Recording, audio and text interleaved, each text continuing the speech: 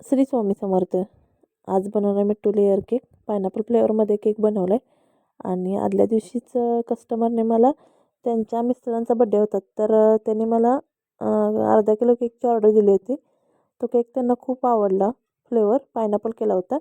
तर ते म्हणाले की जो आदल्या दिवशी केक दिला होता त्याच फ्लेवरमध्ये केक बनवा.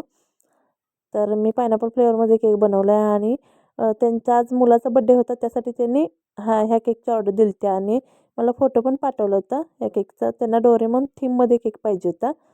तर मला ते म्हणाले की फाउंडनमध्ये बनवता येतं का? तर येतं म्हटलं, पण थोडेसे चार्जेस जास्त होणार. तर स्टिकरमध्ये काही एवढे चार्जेस फारसे जास्त होत नाहीत. तर मला त्या बोलल्या की स्टिकरच लावा. मग मी पूर्ण स्टिकरचं चार्ट बनवून आणलं आहे. नंतर ते कटिंग वगैरे करून केकवरती लावून घेतलेत. तर केक कसा वाटतो आहे नक्की कमेंटमध्ये सांगा आणि व्हिडिओ जर आवडला असेल तर व्हिडिओला लाईक आणि चॅनेलला नक्की सबस्क्राईब करा.